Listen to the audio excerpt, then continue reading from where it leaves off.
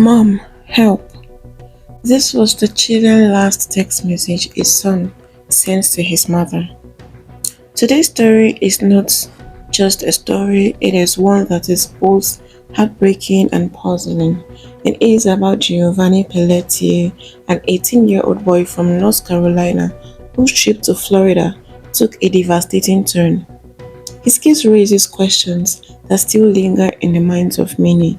So many questions, like what happened, how come, and why did it end the way it did? This is not just another headline, this is a mother's son, a young man with his whole life ahead of him.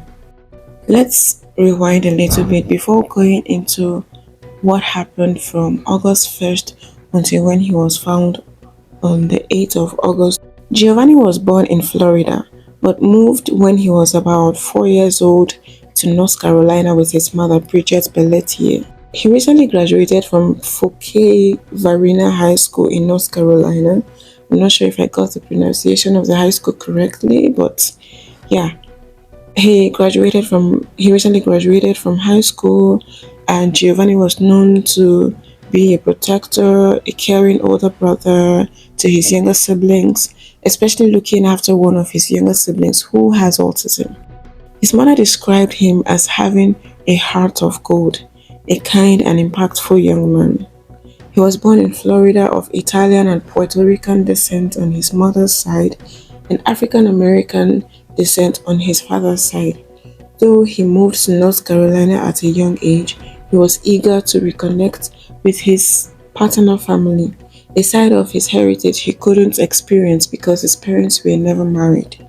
In late July 2025, after turning 18 in April, Giovanni expressed a heartfelt desire to learn more about his background, where he's from, his heritage, and to bond with his father's relatives in Florida. His mother supported this journey, believing it was important for him to have that connection with his roots. Overall, Giovanni was a thoughtful, caring, and courageous young man, a loving big brother, an advocate for others, a kid yearning to understand his identity and family history. His life was cut tragically short, just as he was seeking deeper connections and heritage. This is very heartbreaking. And fast forward to August 1st, 2025, Giovanni went missing. He had traveled to Florida with his mother's side of the family, but he was also supposed to spend time with relatives from his father's side. About 20 minutes-ish after being picked up by those relatives, Giovanni sent a chilling text message to his mother. Just two words.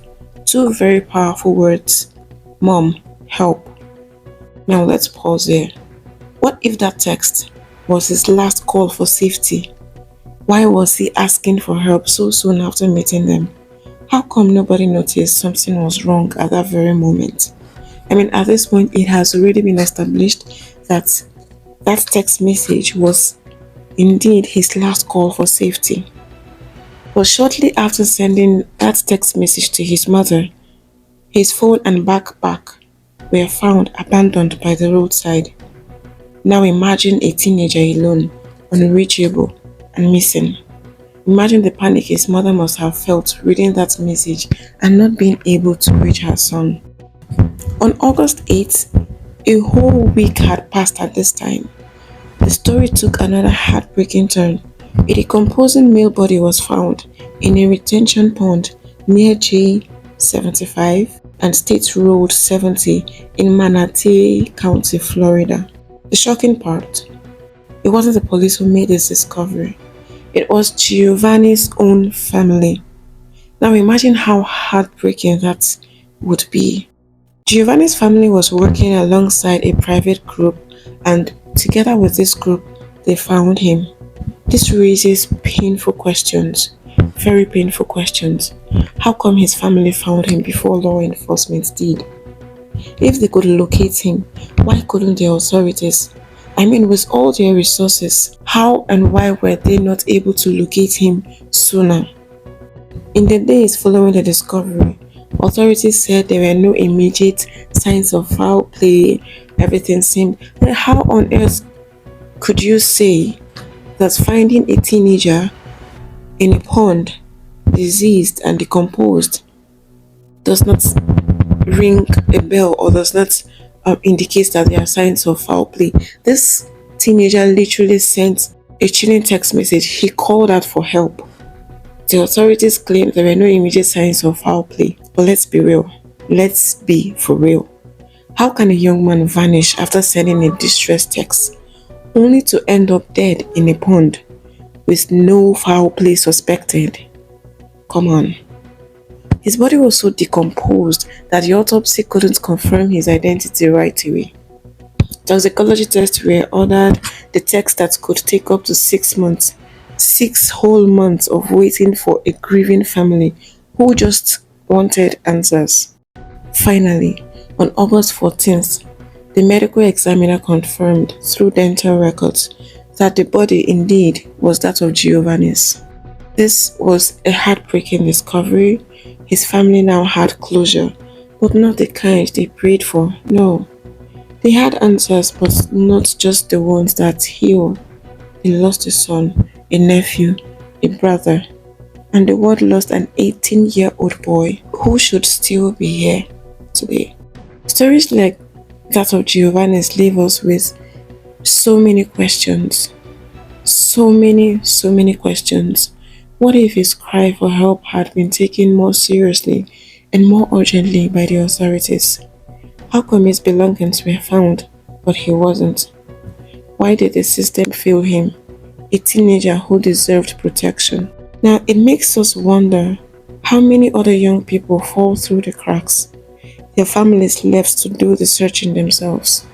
Now Giovanni is gone, we would never know exactly what happened, how he ended up where he was, why he sent that chilling text message just minutes after meeting up with his mother's side of the family. What happened? Nothing is clear. And as they say, the dead doesn't speak. So now we are left to trust and hope that the authorities are able to find out what happened and give us concrete timeline of what happened to Giovanni from the moment he was picked up from the airport by his relatives and when he was found. If you're a parent, imagine getting a text like "Mom, help," and then never hearing from your child again. If you're a friend, imagine the weight of knowing you might never understand why it happened. Giovanni's story is not just news. It is a reminder to check in on the people we love. Pay close attention to cries for help, even when they are small. No cry for help is small. And to hold authorities accountable when lives are at stake. If the authorities should have taken this cry for help more seriously and more quickly, who knows, maybe Giovanni would still be here with us today. This is a very, very sad case, and we can only imagine the hurt, the pain that this mother is going through. You sent your child out to meet your relatives only to find him dead just minutes after meeting up with your family. What could have gone wrong? So many questions are running through this mother's head. Like, what happened? What could have gone wrong? How did it happen? What's going on? It's just very, very sad and hurtful to imagine. So as we remember Giovanni today, let's also ask ourselves, how do we make sure this doesn't keep happening? How? And so far, the authorities have launched an investigation and we are yet to get reports on how far they have gone into the investigation and if any arrests have been made so far. But while we wait for the authorities to give us reports on their investigation, let us pray for the repose soul of Giovanni Pelletier. Rest in peace, Giovanni.